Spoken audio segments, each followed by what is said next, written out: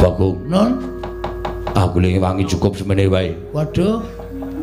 Lek golek tenaga kangelan sampean mboten ngewangi. Bagong. Nun.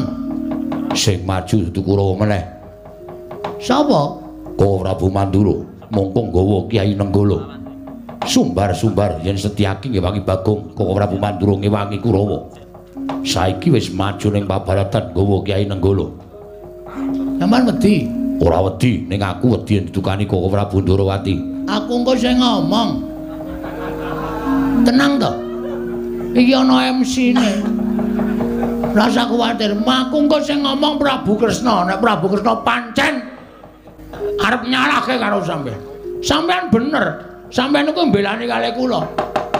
Kula wong ringkih, kula wong cilik, kula wong bodho, kula ming kawula. Nek kula ajeng dikeroyok Kurawa sampean duwe rasa mbelani niku tukul saka jiwa kasatriyan sampean. Iya. Nggih. Ora usah wedi. Mungsuh Nenggala wedi. Nenggala pusaka ampuh. Gunane apa Setyaki duwe gada wesi kuning? Jupuk. Tantang Baladewa, Nenggala karo gada wesi kuning menang endi? Ngono. Engko meng ngono kok mundur. Wah, dipisi presane bae akeh. Isin Setyaki Senopati Ndarawati kok wedi karo Nenggala. Gada wesi kuning diturun Nenggala kira-kira menang endi? Men disekseni piyai akeh. Ngono Bagong ke? Ya.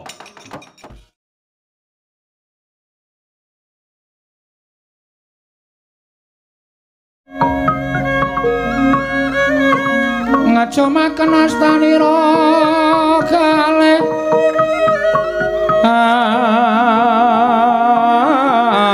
astanira kalih pisan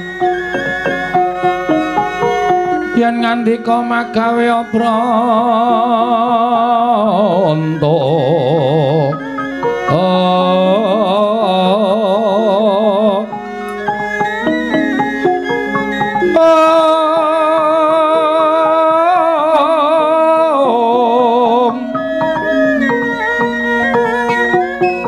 yen ngandika magawe Pranta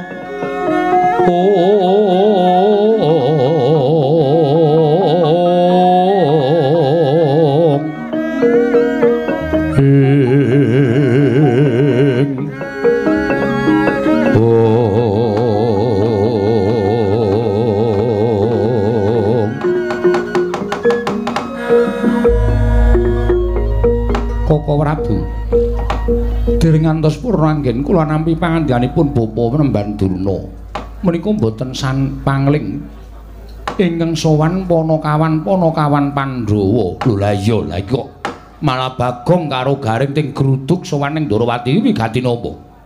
Mestine sowan ana negara Ngamarta. Wong nyatane dheweke kuwi abdining para Pandhawa. Lah kok malah padha ting gruduk sowan ning Praja Ndarawati. Nanging Kresna nadan dikaya ngapa si Adi tau tate nampa pangudanging Panakawan. Ora ketak mung sedhela, iki uga abdi Ndarawati. Mbok menawa ana panyuwun saka Bagong lan Garing. Tumuli timbal napa wigatine? Koko Prabu kasinggihan mekaten kasekecakna ingkang langkung prayogi. Ya, Kresna. Pun Kakang bakal midhangetake ngeten lho. Apa wigatining para Panakawan sowan Praja Ndarawati? Panakawan Bagong sawise satata padha kanthi harja sak praptamu Panakawan Bagong Nonamit pasang Kalimantabe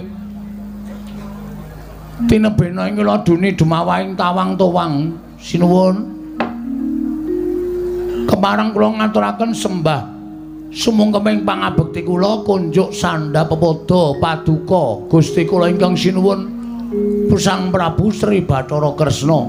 Iya Bagong ndak tampa. Ora liwat pangestuku tampan ana. Kula pundi nggo jimat paripen dayanana ing kasantosan. Prayogakna nggonmu lungguh. Nun inggih sanget anggen kawula ndadosaken jimat. Kok ora Garing ingkang eneng ngarep. Antaraning kowe karo Garing kuwi tuwa Garing mestine ingkang munjuk atur luwih becik lamun ingkang sepuh. Garing niku nembe keneng penyakit gejala bisu. Lho, Garing kuwi nggih Nek omong klera-kleru, nek omong kecetat-kecetit mengke ndak malah ngleling semi. Niki dalam rangka terapi supaya mari cangkeme. Mbok sik apik to, Gong. Urung-urung ae. Kowe kok sak tembung-tembung kok nglarakke ati. Lah gene iso guneman apik. Nggih, niki nek apik guneman ming pisan pindho, mengke nek kesuwen gagap. Cilaka nek nganti gagap, wah ngisen-isen ke mula kula mawon sing matur. Iya wis ora dadi ngopo. Kowe karo Gareng padha wae. Sami mawon. Sami-sami abdi negara Ngamarta lan abdi panjenengan. Sinuwun Prabu Sri Bathara Kresna. Iya Bagong. Nune nggih. Sapa iki? Kok kaya wong kepenyak cengele. Bagong wae padha raja sapraptamu Bagong. Woi, Penemban Durna. Oh iya. Loh, sampean salah alamat. Loh, salah alamat piye? Kudune nek Durna metu niku jejere Ngastina. Niki Ndarawati kok sampean melu teng mriki. Oh, aja kleru penampa Bagong. Aku sowan nang Praja Ndarawati ana wigati bakal tak aturake marang anak Prabu Sri Bathara Kresna. Oh, mekaten. Iya. Slamet tekamu wilujeng lering Sambikala. Bekti kula kunjuk Penemban. Oh iya tak tampa pangestuku tampanana. Kula pun dinggo jimat paripin dayanana ing kasantosan. Gareng kowe padha raja sak praptamu, pangestunipun Penemban Durna wilujeng niring Sambikala. Ngandel ora. Kesuwen mesti gagap. Oh tak tampa gawe pangestuku tampanana. Kula pun dinggo jimat paripin. Dayanana. Raos sing batos kuku kula Penemban. Wah, isin tenan aku. Sesone aku lunga rasa melu reng. Lah melu ya ora apa-apa.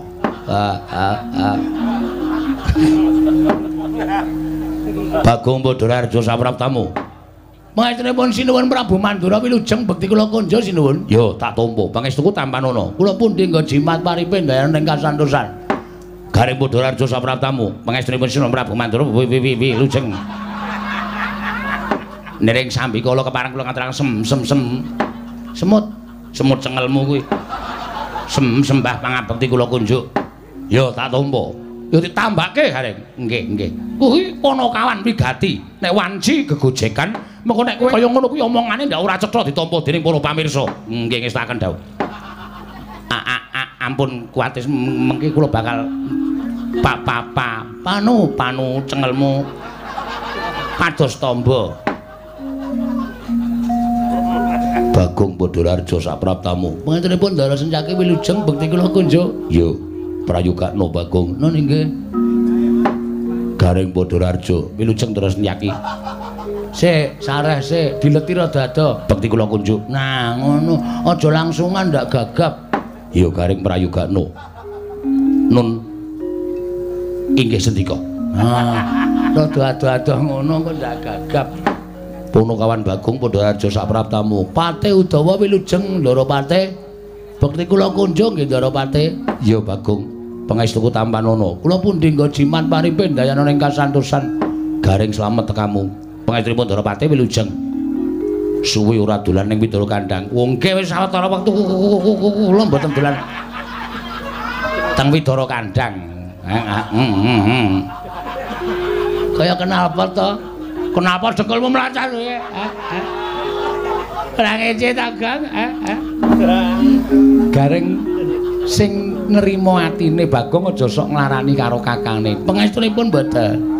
Bagong, dalem ana wigati apa sowan? Apa diutus dening bapakmu? Apa diutus dening Pandhawa? Apa pancen saka karepmu dhewe? Sampun dipun keparangaken matur sinuwun.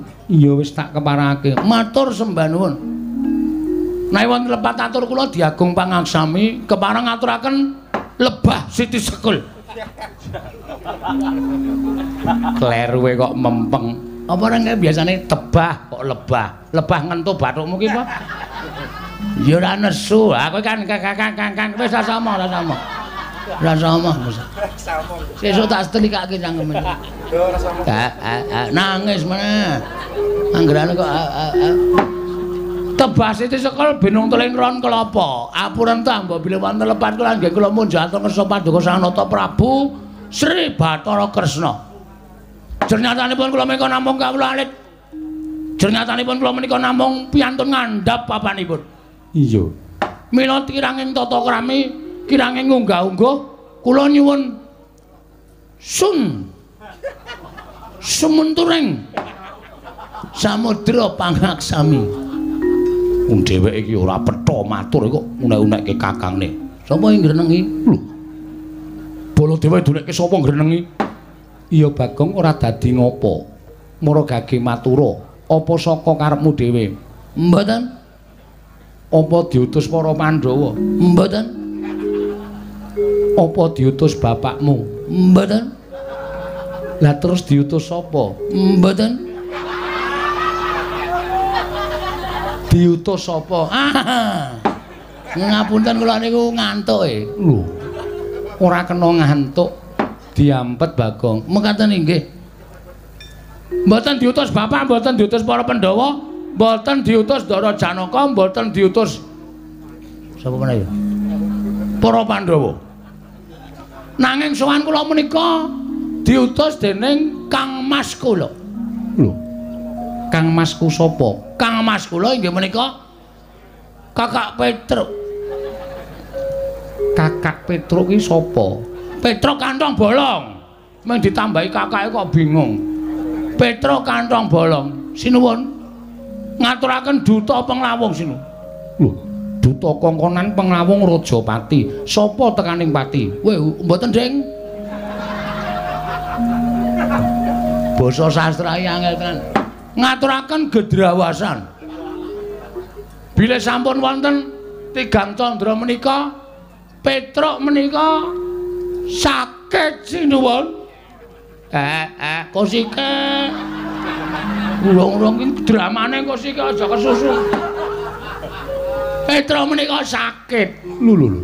Petruk lara, mekaten sinuwun. Lho, larane apa? Kula piyambak mboten mangertos. Koko Prabu. Nggih.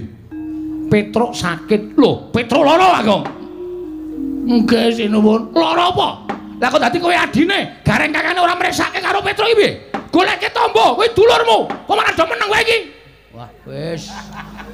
Iki ngopo ya? Wong lagi dilapori kok wis nesu lho. Lho, aku ki ora nesu. Ning aku ki tresna karo Petruk. Petruk ki ora ketang sithik tau tate ngundang Baladewa. Ning nganti Petruk lara, kowe ora wadul karo sapa-sapa, ora matur karo sapa-sapa. Kudune kowe matur karo para Pandhawa. Ora kok matur ning Dwarawati. Sik ta, niki mboten perkara kula niku njaluk sumbangan nggo nambahke Petruk mboten. Ning niki niku wonten perkara sing ajeng kula aturke sinuwun Prabu Sri Bathara Kresna. Sampeyan kendel sik. Meneng sik cara. Hah? Urung-urung guys gawe tratapan. Kene iki wis suwan wis diati-ati. Kene mung omong Petruk lara kok wajane diaposine dirabane kaya. Sabar, sabar. Hah? Wong urip nang alam donya iki kudu sabar. Sabar ki ana watese. Ning tetep kudu sabar. Hah? Alon-alon kula tak matur. Yo, tak rungokke. Nggih. Petruk lara apa, Bagong? Kula mboten ngertos. Dokter niku mboten menemukan penyakitnya. Lho. Dokter ora nemokke penyakite. Mboten. Jaman semanten pun nonton dokter nggih wis ana. Ora apa-apa nggih. Kula gawa teng Pak Mantri niku, Pak Mantri malah men nyedaki bakul kuwaci. Jan wis ora tata. Awong di teri wong lara kok blas ora dipriksa. Malah dhek ngombe obat sedina ping 3 jan wis.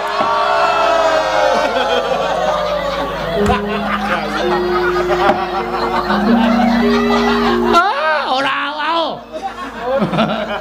Iki tenanan mau lah. Serius niki. Iya. Mangkelake kok senengane. Lah terus sapa sing goleki penyakite utawa lelarane Petruk? Nalika semanten kula pun matur ta niku kula presake teng dukun nggih dukun niku pun diteropong ngangge napa jenenge nika? Semprong. Semprong diobong terus ditonton ngangge semprong niku jarene mboten wonten penyakite. Kula Petruk niku biasane nek kumat-kumatan niku nganu vertikal. Apa penyakit sing sirahe mubeng? Vertigo kok vertikal. Vertigo. Niku nggih mboten Petruk ya waras. Di tes air kencinge niku ya ora ana penyakit napa-napa. Terus diperiksa diadiane niku nggih ambegane normal, jantunge nggih sehat. Apa jenenge? Paru-paru nggih apik, monggo Petruk rokoke ra bantre ra jamak-jamak to. Kula kan ngerem ngene kampas entek. Pancen kula ngajar Petruk niku. Trombole ngrokok iki direm kampas entek gong wis ben blong ya men ngono. Paru-parune ya apik. Terus pengeluaran ya apik. Pokoke kabeh normal. Terus kula niku bingung lha kowe jane lara apa to, Tru? Lara kok mangane biasane sedina ping 3 kok sakniki ping 5. Lho, mangane malah akeh. Mangane malah akeh. Awake saya lemu nika. Kok lara? Ning pancen awake panas. Nek kula demek ngangge telapak tangan niku kira-kira ya 58 derajat. Kuwi panas banget lho, Bang. Enggak. Wong kula bathuke kula nggih goreng tempe barang.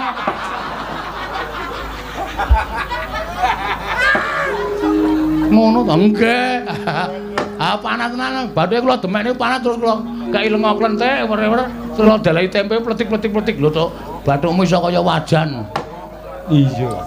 Nganten niku. Sawijining dina Petruk nika gelem omong. Lho, Petruk gelem omong nggih. Truk, mbok omong ngono kuwi, Truk. Gong, Reng. Aku arep omong karo kowe. Aku jane ora lara. Ning awakku lemes kaya ora duwe kekuatan. Mergo aku ki mung kepengin nagih janji. Sapa sing janji karo kowe, Truk? Omong. Nek pancen ana menungsa sing wis tau tate janji karo kowe ora ditepati, kowe kandha tak paranane, tak dodoke korine, tak kinange gambir karo suruhe. Kuwi tembunge wong lamar. Apa? Iya. Tak dodoke korine tak sikate wonge. Lah ngono. Ben mbok lanang mbok wedok sikat. Aja nekat. Ayo ta Reng. Mantan. Jebula Petruk niku bloko. Jebule kok jebula. Ya men to kowe ta. Wong tembung jebule karo jebula iki padha wae kok men kanthi daerahe kok. Jebule Petruk niku bloko. Nek sing janji niku Prabu Kresna. Prabu Kresna tau tate janji kali Petruk. Duk nalika lakon mbangun jembatan bangun Candi Saptawarga. Bangun Candi Saptawarga. Sampeyan ngendika kali Petruk to, Truk, nek kowe iso mbalekke pustaka Jamus Limasada, kowe esuk tak pek mantu. Ora. Kapan ya? Weh, lah iki iso tak glimpange tenan iki. Ngaku ora. Petruk matur ngoten niku lho. Sinuwun kudu emot Purwadasina. Nuwun sewu lho sinuwun. Sabda Brahmana Raja. Pangandikaning Nalendra, pangandikaning pendhita menika kaya Wikresna tumaming Drancang Seta tan kena lumebek malih. Nek sampeyan dadi ratu menclah-mencle esuk tempe sore dele padha wae. Ngoten? Sampeyan bakal ora dipercaya dening para kawula. Sampeyan ora bakal dipercaya dening para nayaka. Sampeyan dadi ratu cecel kanalendrane. Ayo. Aku ora. Kusik Bagong tak iling-ilinge. Waduh, suwi iki. Wis yamene. Dar limbukan jam pira iki? Dadak mikir bareng. Kusik-kusik. Apa jaman nalika ana lakon Prabu Bumi Loka kae. Nah, jaman ana lakon Prabu Bumi Atlas. Bumi Loka karo Dewi Mustaka. Sapa ning? Ah ora ngerti kok. Sapa? Mau nek ora ngerti ora usah melu. Wis mripate kira bodho. Kira ya men. Aku arep mulih aku. Mulya kan ora ana sing ngewangi kowe. Petruk ora ana, kowe biasane Tru. Aku arep mulih ta Tru. Saiki mulih tendang tenan kowe. Kowe kejem bang karo aku Kang. Bapak penemban lajeng wangsul. Balya. Kowe kok dadak sambat karo aku. Nek sampean pun nate janji harus ditepati.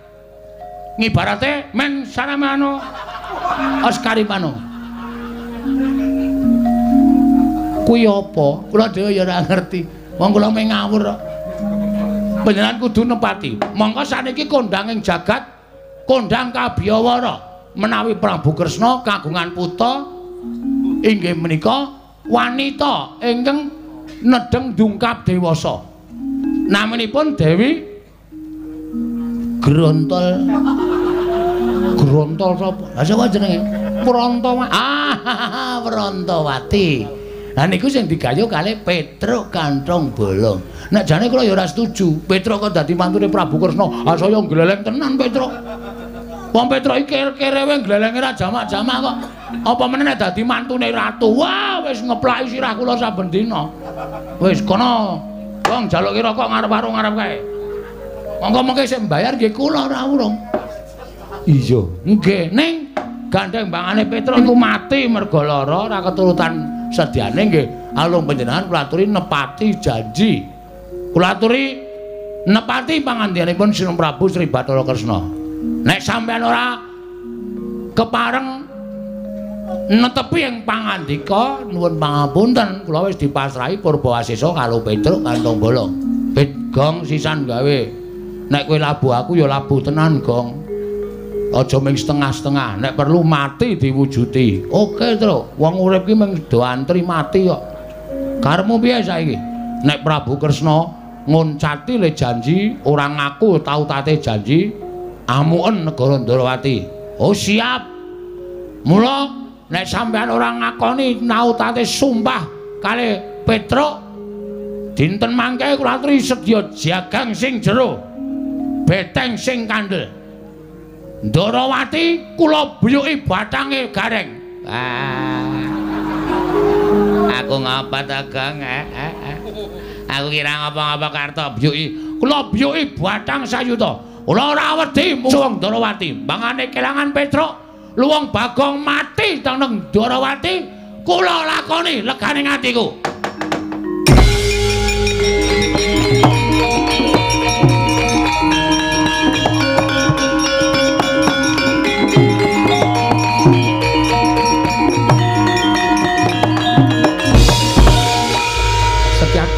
Timbalan. Kowe arep ngopo? Kula sajaipun kok panas krungu suarane Bagong. Dadi kepeti. Santai wae, ora usah dadak kemrungsung. Kowe mau guneman piye? Guneman nek Prantawati ora diwenehke Petruk, tak aturi jaga jagang sing jero beteng sing kandel. Tegese kowe nantang karo wong Ndarawati. Ora, aku mareng ngejak sekak wong Ndarawati. Jagang sing jero, beteng sing kandel, piyone ana, mentrine ana. Kan kuwi main sekak. Kapok ora kowe. Kowe kok senengane percaya banget karo Bagong. Wong Bagong ki nek omong ora iso dipercaya kok. Terus sampean kok malang kerik napa? Niatku arep nglabrak karo kowe. Lho, sampean nantang kali kula to? Lho, malah getak karo aku. Lah kula niki wong ora golek masalah kok mang tandangki sermu piye? Semangkean kowe. Dumeh Senopati. Apa dianggep Bagong wedi karo kowe? Wani karo aku. Sing kandha wani sapa? Sabar sareh, lenggah sing prayogi. Mriki, lenggah mriki. Ngapurancang ning ngarepe ratu kok malang kerik sak penake dhewe. Kagungan rokok mboten? Ora. Go tak caosi. Niki nggih rokok dum-duman. Kapok ora wis sencaki kalah karo Bagong. Niki niku sing nesu dudu sampeyan kudune. Nek sing nesu sampeyan nek beda lakone. Sing nesu sapa? Ah sampeyan niku ora tau maca naskah. Niki sing nemu nesu dudu sampeyan. Sing nesu mengke ana wong sing nesu. Bagong. Nun. Yen aku arep maringake kelawan kowe, iki ana sing nglamar Wrantawati. Nah iki masalahe nang kene iki lagi terurai semuanya. Sinten sing nglamar Wrantawati? Durna Bagong. Ajeng diwenehke Arep diwenehke Lesmana Mandrakumara. Lesmana iki wong kentir. Lesmana iki wong peka karo dirabekke iki sing do nglamar iki do nganggo utek apa ora? Iki lagi asli.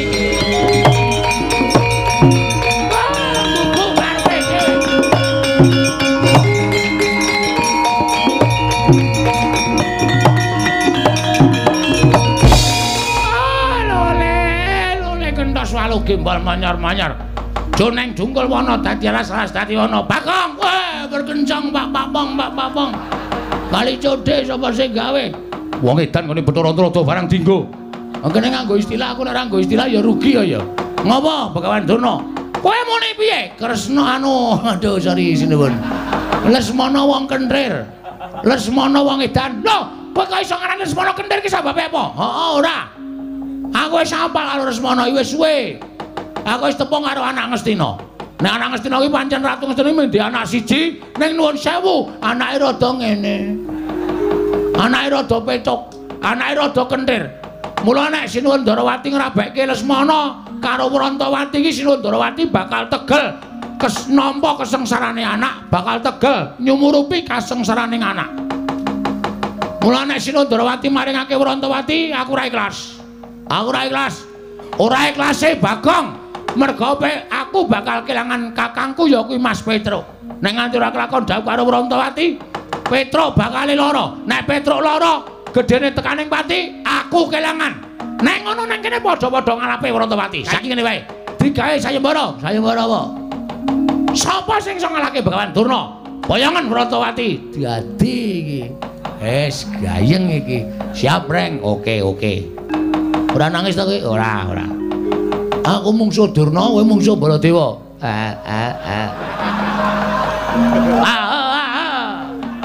Gresani wong wareg. Anggere weruh terus ngrus wetengku ora. Ngono wae Reng, siap. Ora usah nangis. Niki sayembara sampean. Teng pundi pamane wong neter kanthi dayan. Wah, metu jaba. Wah, cundha manik jeblok pertembung.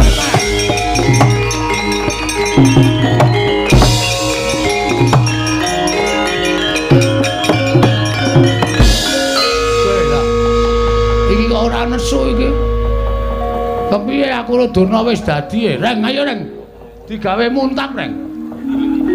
Carane, Rene, tak jak dialog. Oh iya.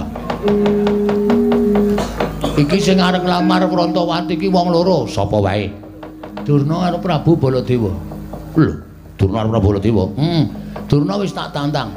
Monggo Durna gawe sayembara. Upama Reng, upama piye? Upama Prabu Baladewa ki ngewangi Lesmana piye? Lho, ayo aku abot Petruk.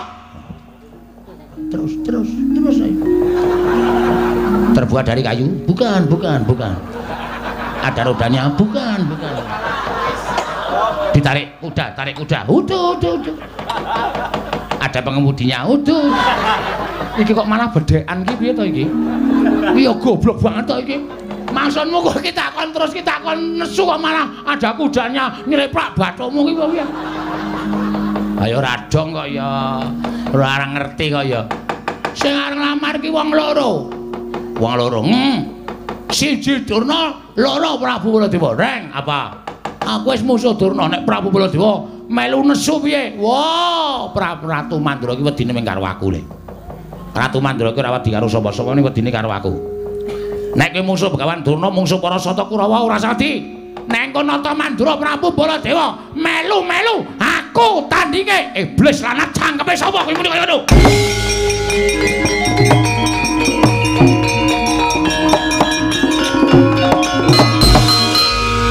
Sapa sing arep nantang Baladewa? Baladewa sapa? Sapa sing nantang Baladewa sapa? Diar kowe. Semengane gawe masalah ora. Ayo, Reng. Kowe iki wis tak gaweke dalan, kowe wis sumbar ayo. Ki nek nganti kowe engko ora ono sing wani nandingi Petruk ora kelakon rabi, nek Petruk ora kelakon rabi, Petruk mati piye? Mati mbok men. Oh, tak kandhake Petruk kowe yakin kowe. Gong ora tumbak cucukan. Aku karo Petruk ki sayang kok ya. Ha iki muni. Lawan. Dalem. Sing arep nantang Baladewa sapa? Sing arep musuh Baladewa mau sapa? Sapa? Ora ono ngarwani karo Baladewa kok ya. Ya Kang ya. Ki tanganku mumpung megar iki kampleng ye. Ora nangis mah. Canggeran dedet kok meng nangis. Titik-titik nangis, titik nanggrono wong jajan nangis men ditukokke. Oh, anggrono wong nyumet udut nangis men disumetke. Wong kok kaya ngono lho. Ayo wis. Kula sing nantang. Lho, kowe wani karo Baladewa sing tawedeni apamu? Ngendi mamane wong eder kadedayan? Manut. Lapangan voli ya gelem, lapangan basket ya gelem, lapangan bal-balan ya gelem. Teng pundi? Ajeng lo teter kadhe sampeyan pasan boyong Wurantawati. Wurantawati dadi bojone Petruk. Mboten ngeng dadi bojone sapa-sapa. Wurantawati dadi bojone Semana Mandra Kumara. Sing kandha sapa? Sing kandha aku. Kula ora ngrentukke. Nek ora ngrentukke arep ngopo? Lho, kula ora ngopo-ngopo. Waduh. Aduh. Iki ra dadi-dadi iki.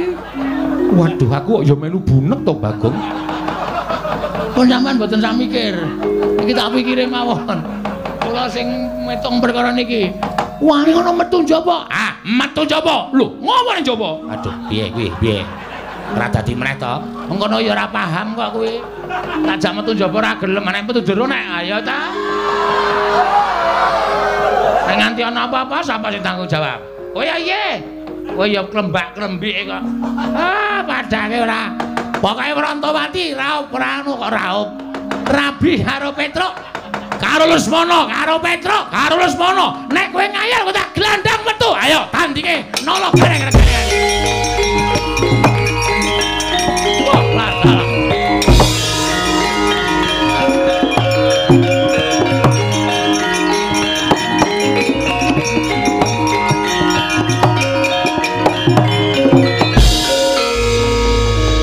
Piye wong nantang kok ora dirampung wis padha mlayu metu kok malah do tetenguk.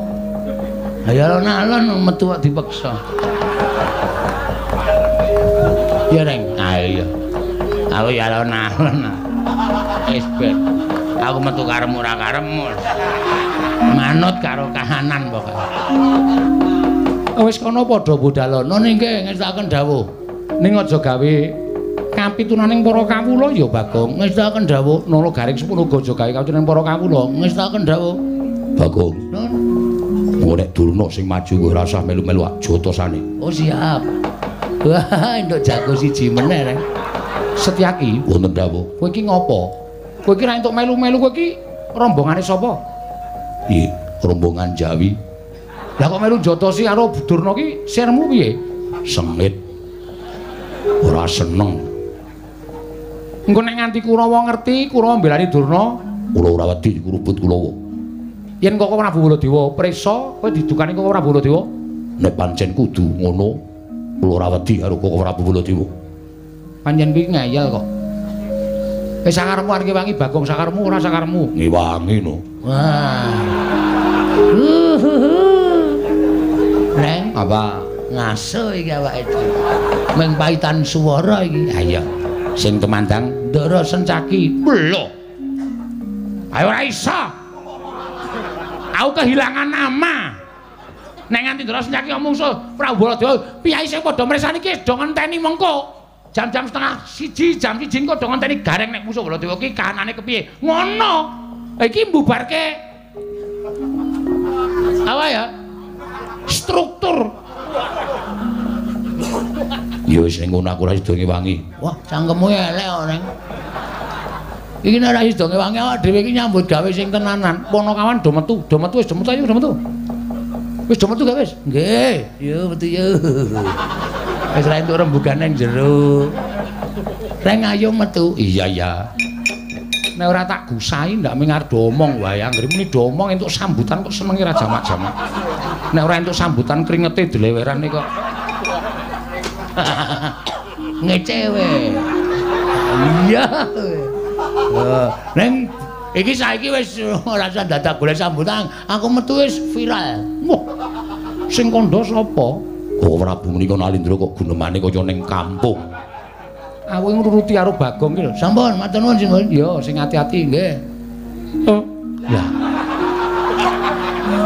Edian tenan. Ora tatanan. Arang ketrucut Kena yo, randene yo. Wong angin kok digiring iki lho. Udawa kok mesam-mesem. Kula menika menawi weruh polaipun Bagong menika raosipun kepengin gajul ning kok aneh. Wong kok kaya ngono. Lho nika. Wong edan iki ndodok ning kono kae lho.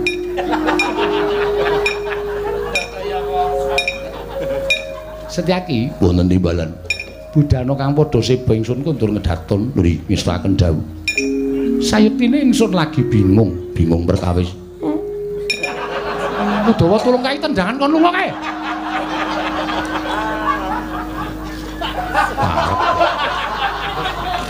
Ngapae? Jare arep metu isih ngadeg nang kono. Kuwi nang nggo mlaku matal-matal e.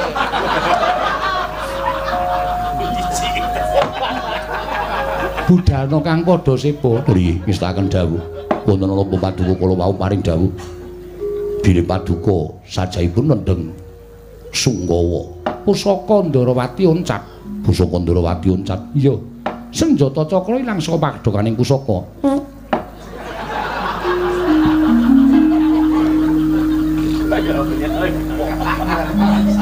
Bagong takon lunga kok isih krungu suarane. Nuwun ngapunten kula sinuwun.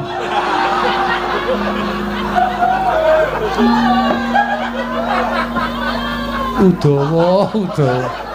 Inggih. Nyuwun pangapunten. Budana kang padha seba ingsun kundur kedaton menistaken dawuh. Nyuwun pamit madal pasilan. Sing ati-ati aja kaya bocah cilik. Purna gati ning panangkilan Sang Notarsa kundur kedaton. Jlok saking gambar kira apit gambaran gading kadheranken sanggaring Promban Cedi manggung ketanggung Joko Paloro. Ingin sami ngambil pacaraning keprabon. Kawis tinggal saking Mandura tindak nyosri Naranata. Lamun katinon saking Mandura kaya tansah katon ubayaning marga.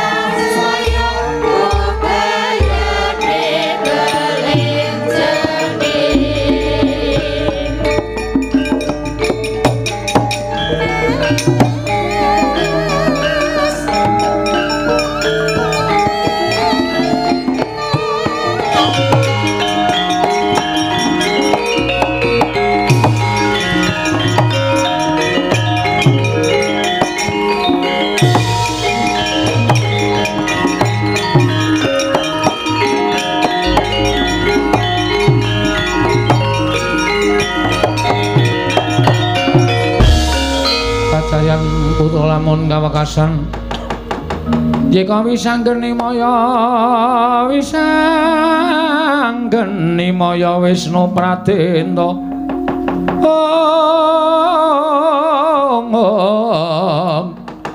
wisanggeni maya Wisnu Pradenta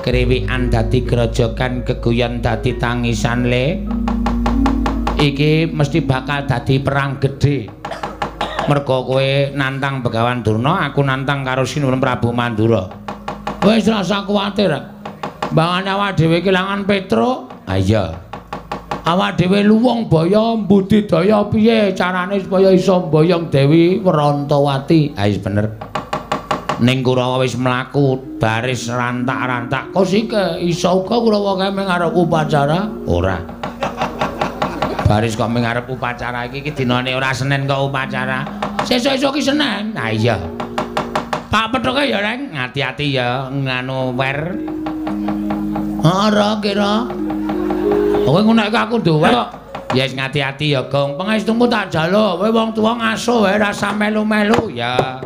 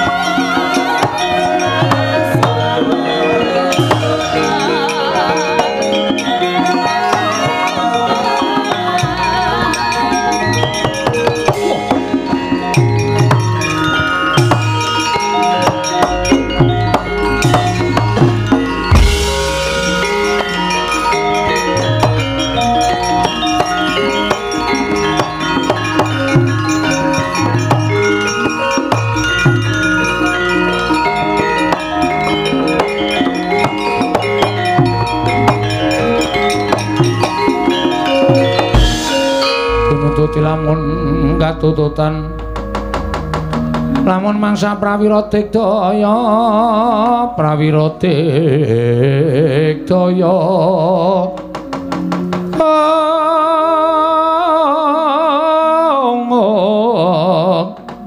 Rananggana magawe gelarira wang-wang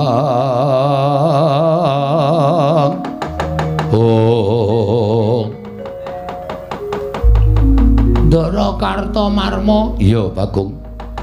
Aku sing goleki karo kowe. Nek pun ketemu manut tak bondo, tak ora princung sikilmu. Didhawuhi dening Bapa Penemban Durna kinen ngundurake kowe aja nganti pisan-pisan mboyong lawan Dewi Werantawati. Ngerti yo, Dewi Werantawati bakal didhawuh dening ya kuwi anakku Lesmana Mandra Kumara. Semanten ugi kula, Ndara.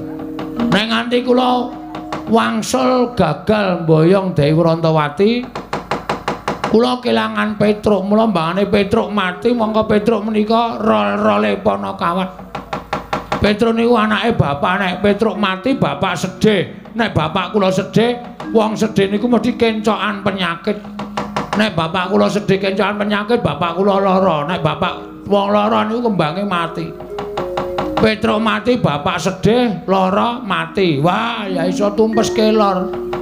Mula mbangane Petruk mati, luwung kula mawon sing kudu iso budidaya ngalahke Kurawa. Lho. Wani karo Kartomarma. Sing tak wedeni apamu? Wani aja linggo ning ngisor. Ayo ngadeg padha karo Kartomarma.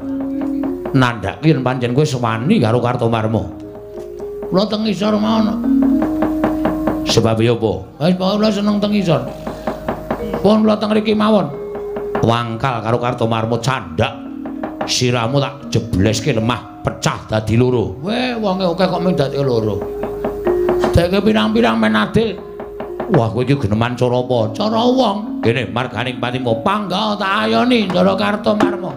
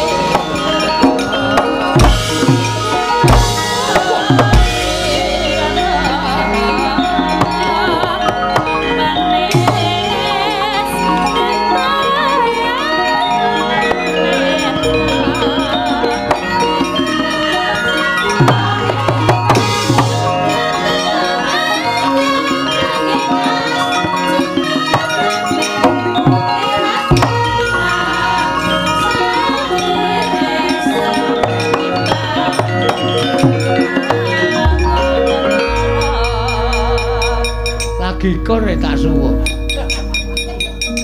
Mula aja ngawur. Lah ngawur piye wong kadane suasanane kudu suwuk kok dadak ngenteni.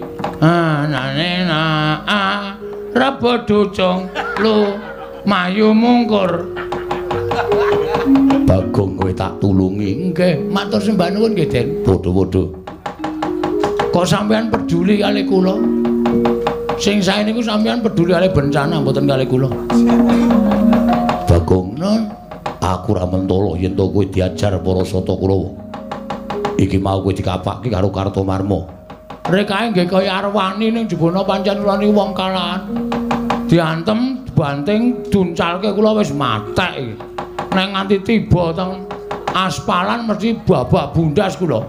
Untung wonten sampean. Bagong, nun. Tahe wangi. Lek kungi wangi iki ndelik-ndelik. Nggih. Aja nganti konangan Koko Prabu Ndrawati. Yen konangan aku didukani.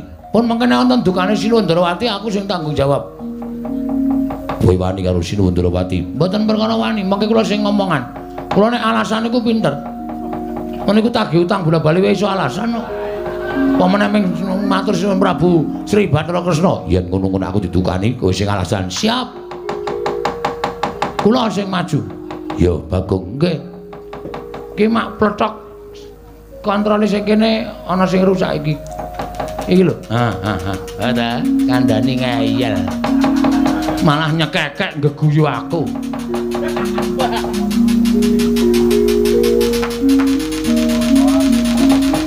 Yo. Pun tindak mriko. Yo, Bagong.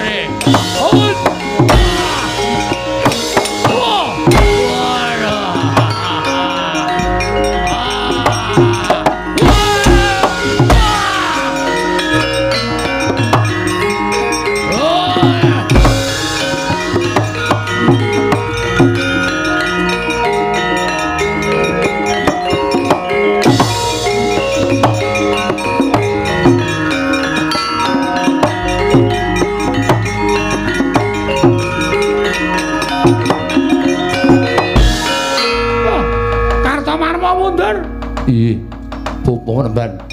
Ing ngatasé musuh Bagong kok kalah. Kowe iki derajate kadang nata lha kok dadi musuh Bagong kalah ki piye?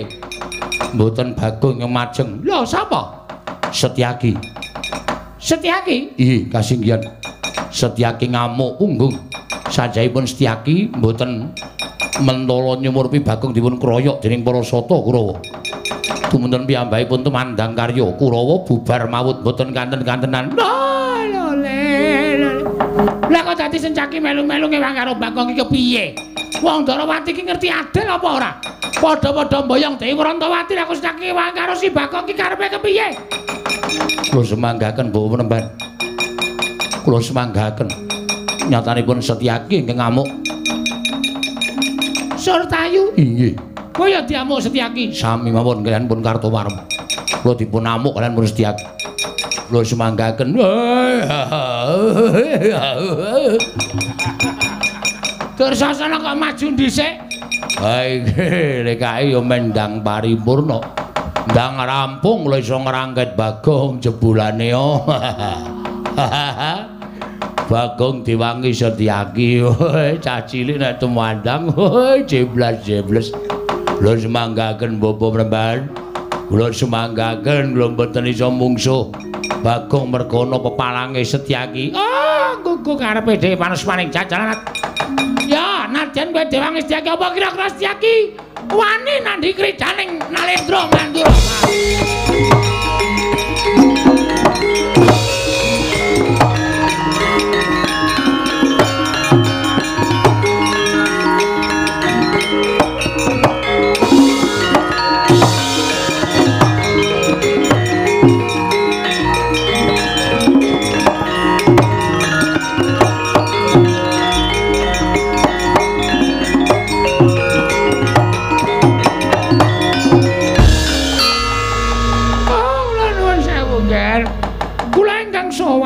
Prabu Badara. Inggih.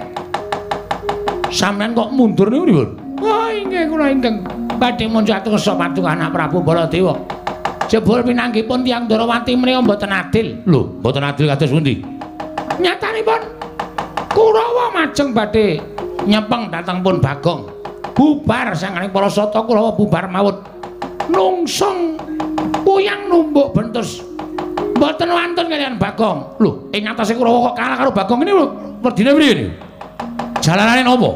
Oh, kula nuwun pangapunten. Nuwun sewu, Nger, nuwun sewu. Ingkang perang menika sanes Bagong. Lho, sing perang dudu Bagong lho sapa sing perang? Ingkang perang menika Setyaki. Bagong dipun rencangi Setyaki. Lho. Kyai Prabu Darawati ora elek-elek karo Setyaki. Jenenge wong Darawati ora adil. Setyaki kaya Bagong yen ngono Baladewa ngewangi sata kula.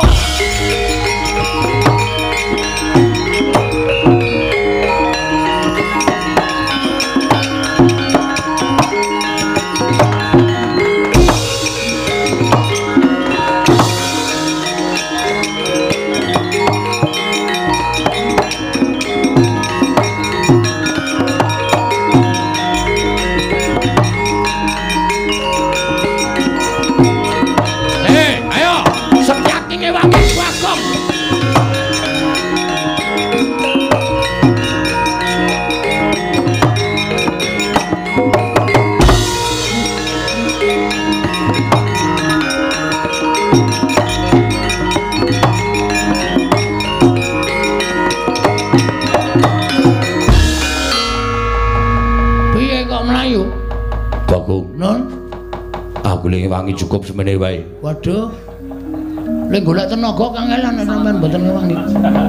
Bagong, Nun. Sing maju dudu Kurawa meneh. Sapa? Prabu Mandura, mongkong gawa Kyai Nenggala. Sumbar-sumbar yen Setyaki ngewangi Bagong, Prabu Mandura ngewangi Kurawa. Saiki wis maju ning pabaratan gawa Kyai Nenggala. Sampeyan wedi? Ora wedi, ning aku wedi yen ditukani Prabu Darawati. Aku engko sing ngomong.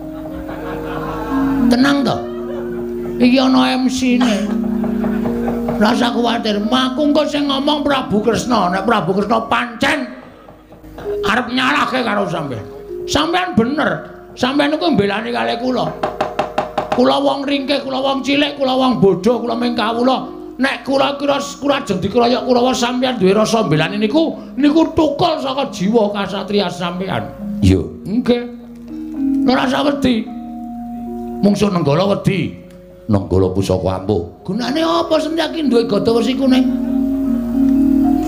Jupuk. Tantang Baladewa, Nenggala karo gada wesi kuning menang endi? Ngono. Engko meng ngono kok mundur. Wah, dipisi presane bae akeh. Isin Setyaki Senopati Ndarawati kok wedi karo Nenggala. Gada wesi kuning diturun Nenggala kira-kira menang endi? Men disekseni piyai akeh. Ngono Bagong ke? Ya.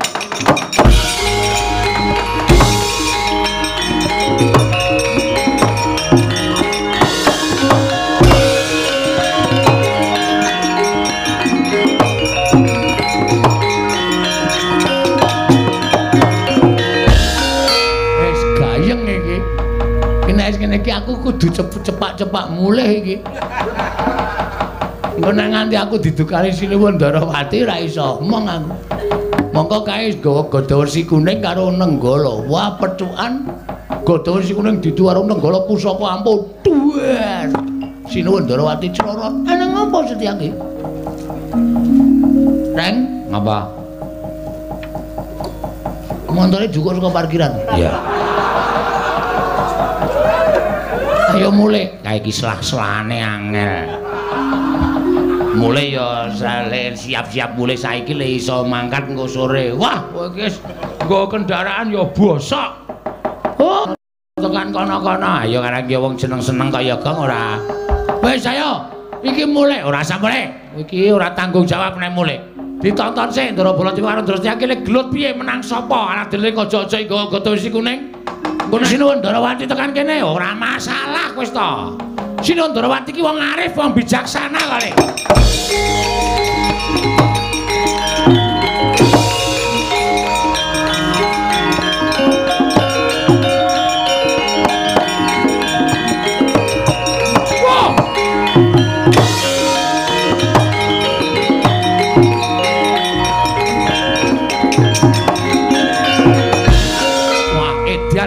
Pancen Setyaki wis diniyati tenan yen to mbelani karo si Bagong. Lho, ngliga pusaka Garba Ruji Kyai Gada Wesi Kuning. Dasar Purnyata. Koko Prabu pancen wis niat mbelani Kurawa gawa Kyai Nenggala. Mentala karo Bagong, mentala karo Setyaki. Wong Tegelan kudu dimungsi wong Tegelan. Lho, kowe wani karo Baladewa? Nuwun sewu, mboten ateges kula wantun. Nek Bagong tekaning pati saka Kyai Nenggala kula ora nrimake. Kok gawa wesi kuning? Yes ben, ayo jajal ditu. Wesi kuning karo Nenggala menang endi? Edian. Ora edan iki tenanan. Lho. Wah, dalah. Arep nyoba pusaka kadewatan. Jojo Kyai Nenggala. Diban Gada Wesi Kuning pecah. Wah, mati tenan aku. Tak tegeli kok ora Prabu. Setyaki, Setyaki.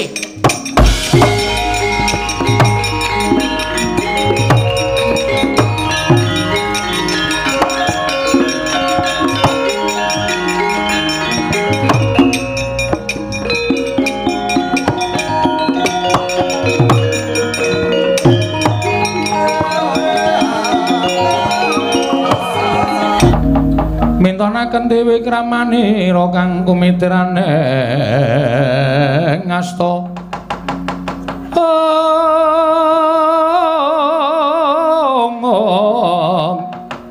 kang kumitirane ngastane ngasta Setyaki Boten timbalan. sing ngakon sapa? Ana ing Paramatan Agung Negara Ndarawati iki mau kowe rak wis matur karo aku Koko Prabu kula badhe ngrencangi Bagong aja. Iki dudu perkaramu, iki perkarane Bagong karo Kurawa. Lah kok kowe mbadal, kowe nerajang pawalering nata Ndarawati? Malah kowe ngliga Kyai Gada Wesi Kuning. Meh wae didu karo Kyai Nenggala. Lah ya kuwi, Kandhan-kandhanane ngeyel Setyaki. Iki perkarane Kurawa karo Bagong kok. Begawan Durna wadul karo aku yen Kurawa bubar ora karo-karuan mergo diajar diamuk karo Setyaki. Mula pun Kakang ora trima. Pun Kakang niga Kyai Nenggala, niatku bakal ngagar-agari karo Bagong. Lah kok dipethuk Setyaki nggo godho wesi kuning. Setyaki, wonten timbalan. Karemu piye to? Kula dipun kengken. Lho. Sing ngongkon sapa? Bagong. Bagong kongkonan kowe nyuwun tulung kalian kula supados kula ngunduraken Kurawa. Lah cah edan tenan kok. Bagong ngrene. Nggih. Bagong. Nun. Tanggung jawab. Karo sapa? Sinuwun Darawati. Beres ngakurono aku. Saiki kon mrono. Iki lagi perlu ya, tak tanda tangan sik. Tanda tangan apa? Mbok iki sak tanda tangani apa aku ya rendeng. Ayo mrono, bareng aku ora gelem tak ketak sirahmu. Heeh, wis santai-santai wis kono dhisik. Ngrono. Heeh. Nggih. Anggere ora rene aku didukani Koko Prabu wis tak ajar. Nggih. Endi? Mangkru mbiyen. Edan timbali ratu kok semoyo. Bagong. Bagong, Nun. Rene. Pripun? Kowe iki kok edan to?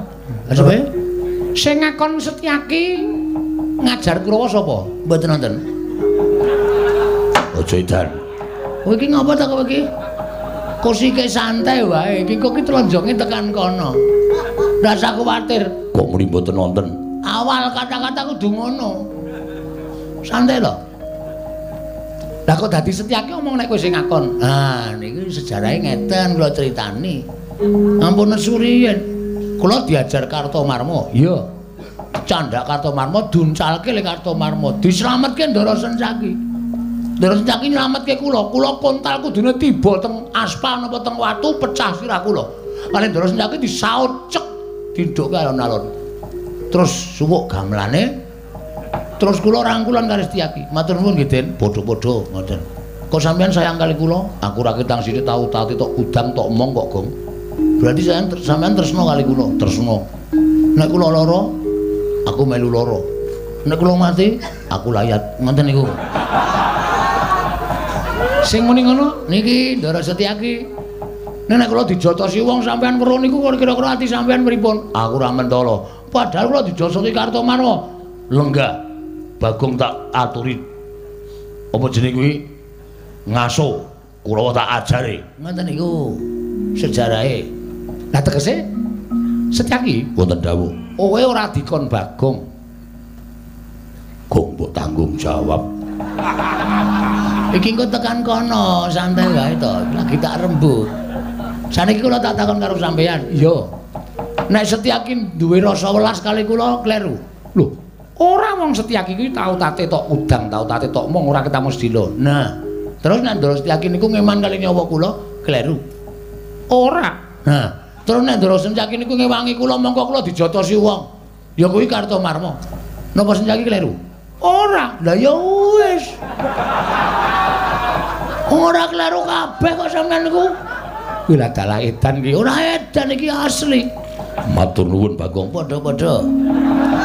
Santai mawon. Iya. Koko Prabu. Nggih.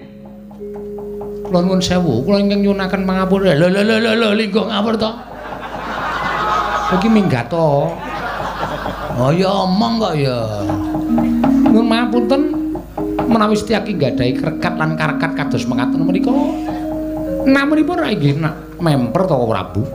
Lho mesti Setyaki ngitung-ngitung. Kurawa tekan niki sing nggawa aku ing ngembeta panci panjenengan. Ning nek Kurawa didhawuhi karo Begawan Durna kon njotosi Bagong menika napa ya memper. Lah Bagong menika namung ijen kaliyan Gareng, mongko Gareng awakipun kados mekaten menika. Tangane cekot sikile bejing mripate kira kon perang. Ampun rasane Gareng. Gareng nek dineke mripate cekot, sikile bejing tangane cekot itu nangis. Lho jaluk ngapura. Wah, wis santai reng, wis ora Ndara Kresna ketrucut kok. Arep mulai wae aku, Kang. Bariki mulai bariki ya. Menika kula suwun sewu, menapa inggih panjenengan mentala. Tur sakniki kula sewu. Ya piye? Namung sami-sami badhe ngrebat dhateng pun anak kula Wrantawati kok direwangi gegeran ngono lho. Menapa mboten nami lingsem? Lho, sing marahi dudu aku. Inggih, sakmenika sampun. Mboten sisah ngrembak sapa sing marahi ndak malah ora rampung-rampung perkarane. Mergi kula misah kalian panjenengan kalian Setyaki menika awit wonten atur ing badhe kula aturaken. Ana atur piye? Anak kula Wurantawati sareng kula dangu Wurantawati kowe dilamar iki karo si iki. Lah kowe milih endi wong ayu? Wurantawati matur kan kula. Koko Prabu. Kanjeng Rama, kula menika dipun wengku sinten-sinten kula sagah. Nanging kula ngertos Kanjeng Rama menika nembe sisah. Amargi koncatan pusaka Ndarawati senjata cakra.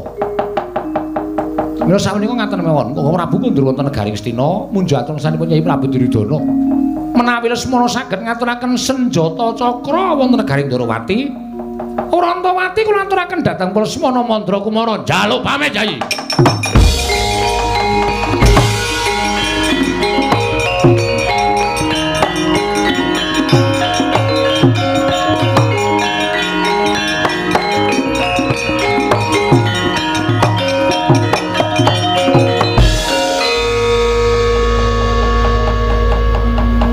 Menapa semanten ugi kula nggih ngaten menika? Iya Bagong, aku ora bakal wola-wali.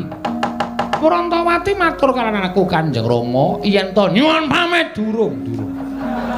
Durung aja kesusuman ketok kaya Prabu Baladewa. Wong kowe kok kaya Prabu Baladewa, gareng kon mrene. Apa? Timbali Ndara Kresna. Lah ngene komplit aku le dawuh ora kepenak to. Kok suwe men ra teka-teka? Sikile niku becik. Dadi nek mlaku niku suwe. Duh keseron aku mesti krungu kan. Anggere diecele cacat nangis keloro-loro. Lah. Kowe bali yo? Nggih. Omong karo Petruk? Nggih. Petruk bakal tak wengku dadi mantuku netepi janjiku. Nggih. Ning ya Petruk kudu iso ngaturake senjata cakra. Waduh. Lilang dek kapan wis ora perkara kuwi lilang dek kapan ora senjata takon werna-werna. Mergo aku wis ngerti ukaramu kaya ngapa kuwi aku wis ngerti. Kowe iki mung senengane guyon sembur-sembur adas. Iya ta? Nggih. Ning nggih nyuwun prisa mergo hitungan Jawa niku iso mbok menawa kula iso ngitung Jawa. Ilange nek ora karo dikliya dina. Anggara kasih, anggara wis ketembung anggrek. Kasih iki cinta. Cinta sejati memberi bunga anggrek. Ngapa iki ra ngomongke kowe lho? Wah, ora. Wis kono omongo, nek Petruk ngaturake senjata cakra, Petruk bakal tak pek mantu, nek ora ya wis. Ora bakal tak pek mantu kaya janjiku. Nggih, nyuwun pamit nggih sinuwun. Iya sing ati-ati. Kula tak wangsul, tak ketemu Ali Petruk, tak omong apa anane Ali Petruk. Iya sing ati-ati. Nggih, sembah nuwun. Kula nyuwun pamit sinuwun. Iya sing ati, mbok gareng iki digendong. Ampun dirasani to. Iya ya. Lali aku. Sampun kula ampun wangsul ketemu Ali Petruk tak ngomongke apa anane. Iya Bagong sing ati-ati aja kaya bocah cilik. Nun nggih, ngestakaken dawuh sinuwun.